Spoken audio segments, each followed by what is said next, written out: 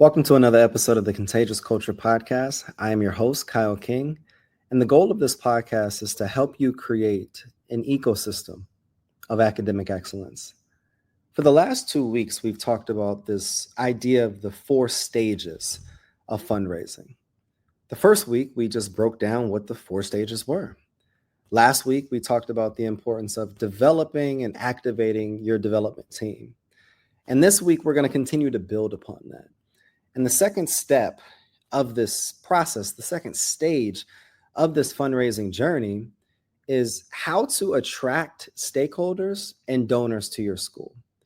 Now, specific to how we teach it at the Culture Lab is creating awareness and attracting stakeholders. But what is awareness? What does that really mean? Now, I understand that we have this world of digital media and digital marketing and understanding all of these different things. But what is awareness? So we're going to talk about 5 stages of awareness. We're going to talk about the importance of community building, how to attract your stakeholder, who is your stakeholder.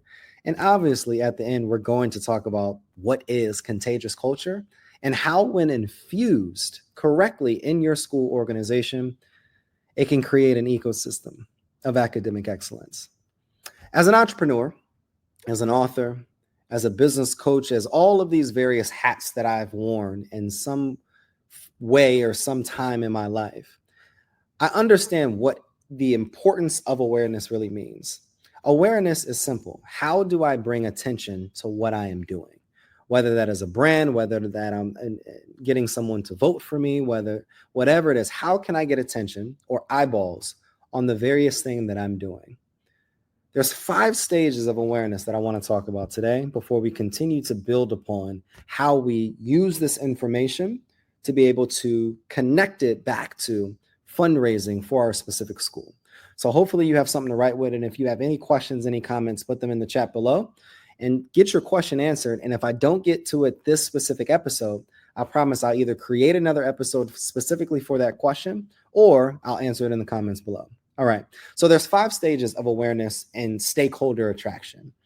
The first stage of what we always talk about is completely unaware. This is when your specific donors are not aware of their desire or their need to solve a problem, or to be truthful, they're just not honest about specific problems that they want to solve. These are people that are so focused on what it is that they're doing or their wealth or what they're building that they're not privy or even aware that there is even a problem around them, okay? Now, moving to stage 2 of the 5 stages of awareness is problem aware, is what we call it, problem aware. They know they have a problem to solve, but aren't aware of any specific solutions. So people know that there's issues in education, of course. You know, kids can't read, math scores are terribly low. But most times, if you're not watching the news or involved in educational realm in some type of capacity, you may not be aware of specific solutions that you could be able to use to help solve some of these problems. Now, the third step, and you probably understand where we're going, the third step and the third stage is solution aware. They know there is a solution to their problem, but they don't know of any specific products to solve it. Or in this case, they don't know any specific schools or institutions that are solving it at a high level. These are people that know there's solutions to problems. They know there's some good schools out there. They know there's some schools out there that are doing a great job. They know there's some schools out there that are helping schools read, or some students are being produced from those schools. But they may not just know of any in their specific area or their county, or may not have any connections specifically to what they're trying to do to be able to get into that school. Because most people that donate or fundraise for schools or donate or give to schools have a personal or professional connection to that school. Either they're in that area, they've heard about it, or someone called and built a relationship to them, or they have friends that know about the school. There's not many people out there, none that I've even heard of or researched, that just found a random school to be able to donate to. There has to be some type of connection point. Now, Here's the fourth stage, product aware. They know your school exists, but aren't completely aware of all it does or are not convinced of how well it does what it says it does. Okay. So I was working at a school in Charlotte, North Carolina, a brand new charter school that was focused on classical education. And people knew the school based upon them driving past it, based upon maybe things that they've heard about it, based upon whatever it may be. But they didn't know the various things that were happening inside the school. There were even people and partners that we would bring to the school that have passed it, that heard about the school. But until they were brought on campus, they weren't aware of the various great things that were happening within the school. They didn't know the service learning programs. They didn't know about the initiatives around the library. They didn't know about the brand new turf field. They didn't know about all of these various things. And here's the fifth stage of awareness, is most aware. They know your school or your product does what it says it does, but haven't gotten around to purchasing it yet. Or in this case, haven't gotten around to donating to the school yet, or engaging, or visiting, or whatever this case may be.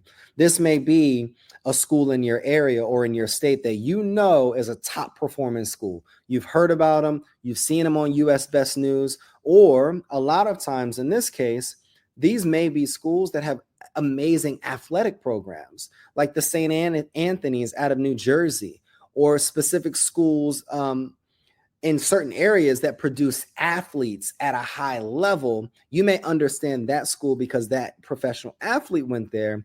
But in the realm of donating, in the realm of fundraising, in the realm of giving, or the development work that we're talking about, they just haven't done it yet.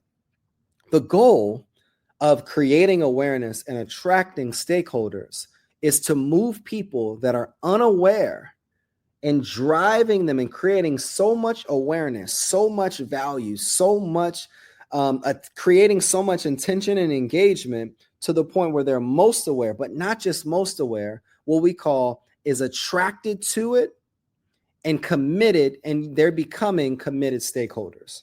All right. So how do we do this, Kyle? How do we get people from the place of going from unaware to most aware, but not just most aware where they're aware and still not donating or still not supporting the school, to a point where they're actually stakeholders? There's one thing: you build a community. When I was working at a school, and again, in a charter school in North Carolina, the school was people knew the school. People knew what the school was doing. Yeah, there was some bad press, there was some negative press, but ultimately the school was working its best to do great things. When I came in to be able to work within the school in the director of school culture and student advancement role, the goal was to build a community. And the first step that I did is to develop what we called a parent engagement and partnership committee. We wanted to be able to have something that was completely different from a PTO or a traditional PTA. And we wanted to do just that, a parent engagement. We wanted parents to be engaged, and a partnership committee. We wanted people to partner in the community with our specific school. So what we did is we focused on, each month we had an initiative that we were creating. We focused on running a book drive, and then focused on creating a book drive. We focused on reworking and redesigning our teacher workrooms. We focused on various aspects throughout the school, service learning programs. And what we did is we had parents now going into their, not just their wallets, but also their hearts, in giving their time, giving their talent, and giving their treasure. Ultimately, that community grew to over 250 parents within 3 months. Now, this was a school historically that was getting low parent engagement. There was high teacher turnover. Leadership turnover was, high as well. And the overall culture and outlook on the school was not one that I would recommend to other people. One of the various things that I want you to understand is you have to build in-house before you start going outside and asking for resources. What that looks like, if your parents are not happy, Your students are not happy. Your leaders wouldn't recommend the school. Your students are not engaged or they're not learning. The leaders don't want to be there. The teachers hate the institution. Then it may not be time to start going off and asking for money. You have to get your people bought in first around this vision, around this mission, around this initiative before we can go out and actually create impact or create awareness or attract our specific stakeholders. Now, what I will say is that it will never be 100% of people that will be on board with where you're going and what you're trying to do. Even in these groups and the committees that we created, we had even leaders in the group at the school that were disagreeing with some of the various things that were going on in the group. We had parents that were disconnected or creating opportunities to gossip rather than opportunities to really give time, give constructive feedback, or be able to contribute to where the school is going. That's why it's important when we community build, we set expectation. When we community build, we have to understand what building community actually looks like.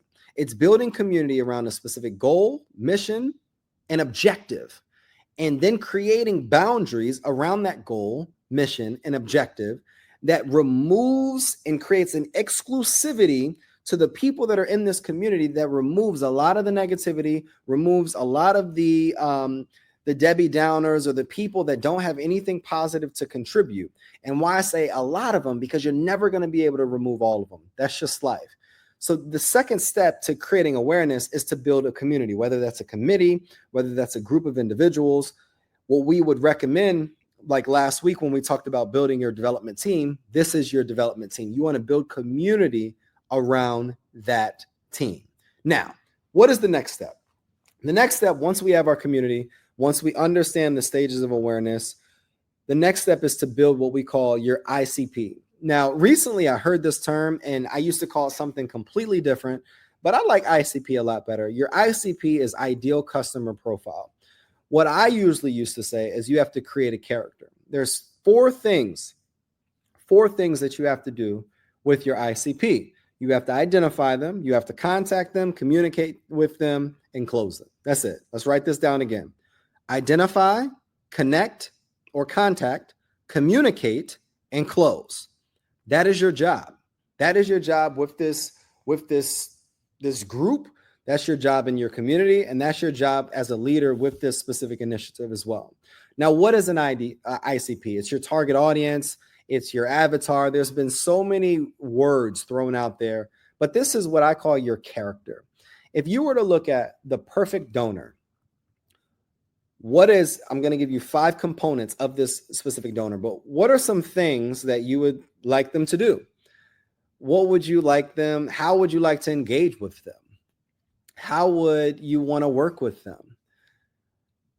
What type of heart for education would you want them to have? What are some of the components that you would actually want on your list rather than just the things that you need? Just because someone has money doesn't mean that that's the person that you want to actually be engaging with. Just because that organization wants to donate to you doesn't mean that's the type of organization that you want to be able to engage with or work with. So there's 5 components that you need to assess, before we can really be able to develop an ICP that is aligned with what we're trying to do as an educational institution. All right, here we go. Number 1 is demographic information. Demographic information is important because when we start developing messaging, it's critical that we speak to the demographic that we're trying to attract. Demographic is age, it's a socioeconomic status, this is potential race, this is political affiliation, all of those various things that are around demographic information. Because I would not recruit a wealthy white male the same way that I would recruit potentially a newer or a millennial Black woman entrepreneur that is in aerospace. It may be completely different in regards to messaging, how I approach these different conversations or the messaging or the marketing material surrounding how I'm engaging or wanting to attract those specific people. Number 2 is pain points and challenges. What are the various things that your donor is experiencing, whether it's they're paying too much in taxes, whether it's they're feeling disconnected from their community, whether they're trying to grow an arm of their bit. What are the pain points and challenges that your person is experiencing? Okay. Number 3 is wants and desires. What does your person ultimately want? What do they desire? Whether it's for their company or for themselves. And I keep saying, what does your person want? Because people give to people, not just organizations. So this is a part of the relationship. When we're leading this work, leadership equals relationship here, okay? So the first step is demographics. We got to know who our person is. The second step is understanding their challenges and pain points. The third step is understanding what is their wants and desires. Because ultimately, the goal is if they're here with their challenges and pain points and you can get them here with their wants and desires and align that with what you're trying to get them to do from a fundraising standpoint, that is the sweet spot. Number 4 is their frequently asked questions. What are some of the questions that your person, your donor, is frequently asking, whether it's about your school initiatives, whether it's about specific things happening in the community, whether it's things that they're asking their potential friends? What are things that they're asking? And then number 5, my favorite, objections. And why I say my favorite is objections, because this gives you an opportunity to prepare so that you can have what we call objection handlers.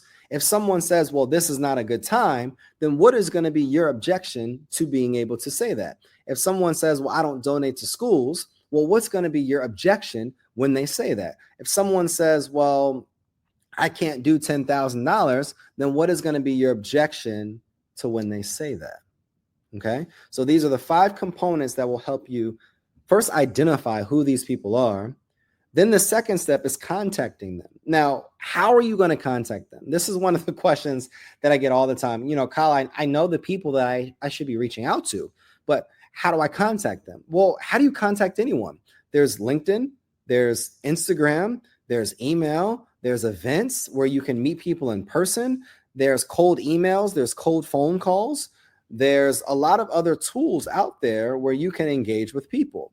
But that's why it's important for you to understand the demographics and the information surrounding your specific person, because that will determine the online platform or the in-person place that these people are at. You may know that your person isn't on social media at all. So that means that we don't need to be on social media. That may mean that we have to go to the Chamber of Commerce. That means that we may have to hang out at golf events. That may mean that we have to join networking groups or Chamber of Commerce or all of these other places where our person resides or frequents.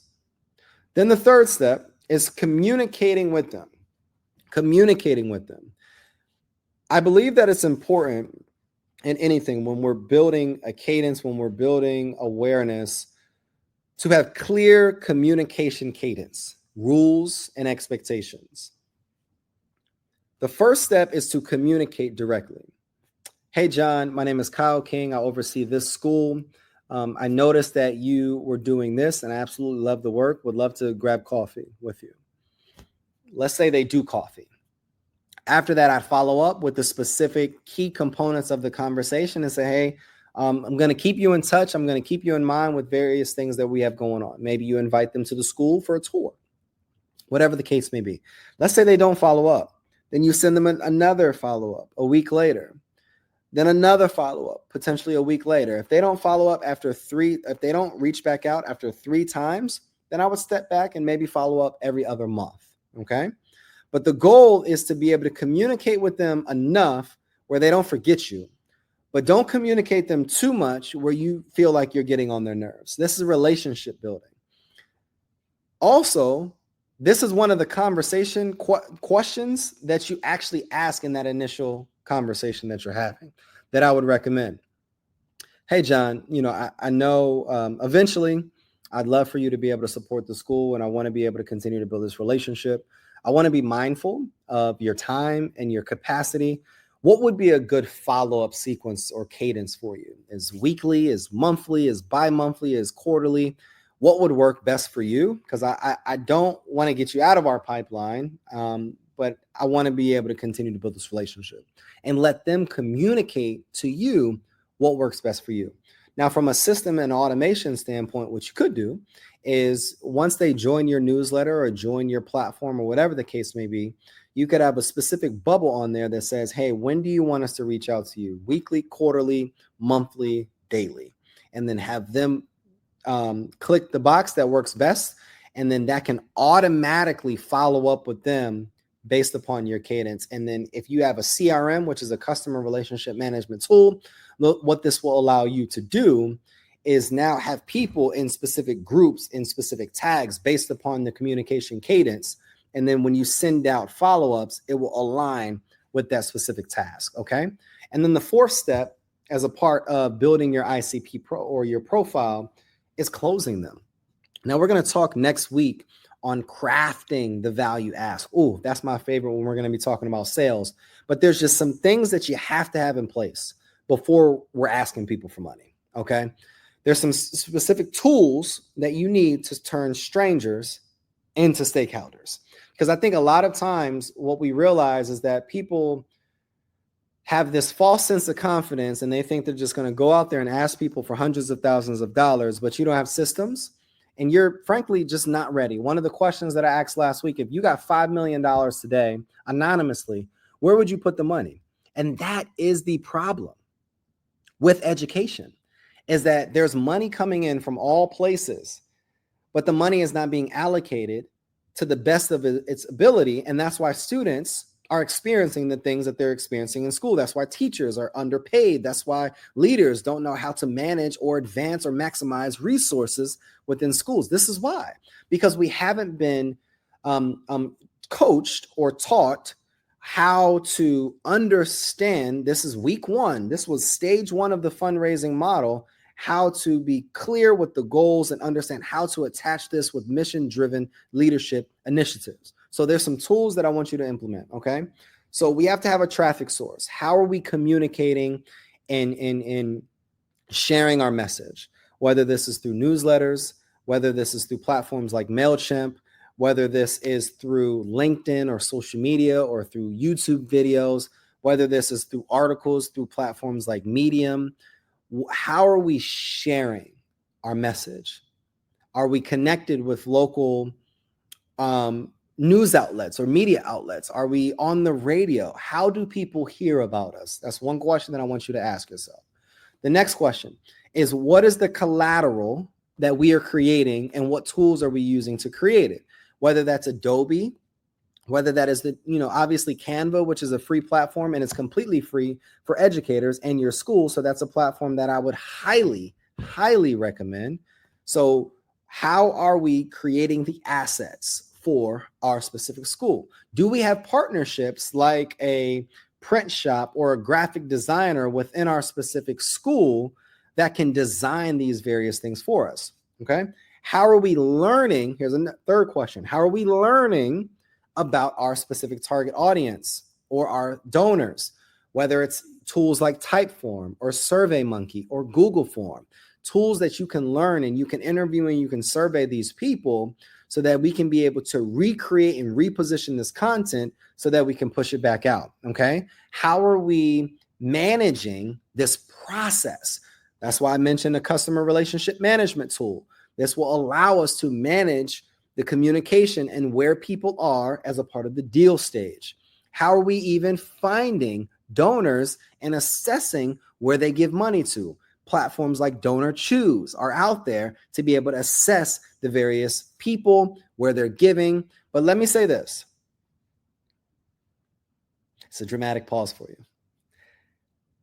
If you're using these tools, other schools are using them too. So it's not just about getting a login and start using these tools. It's about using them effectively. And if you want to use them effectively, I want you to put systems in the comment section. I want you to if you need to understand how to use these systems correctly and effectively, I may have something for you. If you put systems in the comment section, I will send you a link. And then this will be your first step to be able to execute efficiently with the various systems and platforms that are out there. All right. Now, once we've developed the systems, once we have all of these various things, and again, we're going to talk about closing next week. We're going to talk about closing next week. Once we have all the systems, Now it's important to create content. Now, I understand we're educators, y'all. I'm not expecting you to just go full-fledged entrepreneur and you're just out here grinding. But this is a part of building that development team like we talked about last week. There's 4 pieces of content that I want you to create. Just 4. Super easy for you. This is your content creation calendar. 4 pieces. Number 1 is celebrate wins, whether this is student wins, teacher wins, school wins. Number 1, celebrate wins. Number 2 is show behind the scenes. What are some things that you're doing behind the scenes, working with students, teachers, community, parents? What are some things that you're showing behind the scenes that you can market? Number 3 is social proof. What are things that you have done, whether in the past, the present, or things that you're going to do in the future that you've already marked on the calendars that people need to know about? And number 4, what is your framework on why you do things differently? Whether you're a classical school that focus on building the morality and character with students, whether you're a STEM school that is building the next generation of coders and leaders, whether you're a business school that's focusing on entrepreneurship and business development, what is it that is your model that is just completely different than other people? Those are the things that you need to be creating content around and marketing, whether it's through video, whether it's through articles, or whether it's through static posts. All right. There's 2 more points, and then I want you to put your comments in the section in the comment section below. Getting leads and generating traffic it's amazing. I love it, and you're gonna love it. Getting people to come to your school, get them to come to your events, all of these various things are great. But the experience that you have for these people is much more important. I want you to think about the customer experience just as much as you're thinking about the journey, the content, the tools, the team, and your person. Think about that more than the money that you're going to make or the revenue that you're going to be able to generate for your school. What type of experience do you want to be able to create for these people? What type of experience do you want them to create before they even cut a check to your school? And I want you to write that down. That's going to be homework on top of all of the other things that we're going to have to do. That's going to be homework. What type of experience do you want your audience to have? And the last point that I'm going to cover today, as a part of creating awareness and attracting your stakeholders, there's 3 things that matter most. That's platforms, people, and process. Platforms are the systems that we're going to use. People are your development team, but also the stakeholders that are going to contribute to this work. And processes are standard operating procedures that need to be written down so that if you leave, if your team leaves, if you have different people that come in and come out, you can continue to focus in on excellence and continue this work even though you're not there. That's leadership. Processes, platforms, and people are about leadership. Whether whoever's in or out, the focus doesn't stop. The work doesn't stop. This is another episode of the Contagious Culture podcast. I'm your host, Kyle King. And before we end this episode, I want to talk to you about what is contagious culture. Contagious culture is this idea of really being able to duplicate, multiply, and be able to empower the great things that happen in education. A lot of times we're focusing on the fact that teachers are underpaid and overworked. We're focusing on students coming in under grade level. We're focusing on students not having the resources that they need to be able to drive their academic success. We're focusing on all of the issues in the households of students or parents being disengaged or leaders not being equipped to be able to run schools. But our organization, the Culture Lab, is committed to doing something a little bit different. Our organization is focusing on helping you get the resources that you need as a school from a financial sense so that you can not have to worry about all of the other challenges that may show up in schools. Comment your questions below. Reach out with questions, reach out with comments, and we're excited to see you on another episode. Talk to you soon.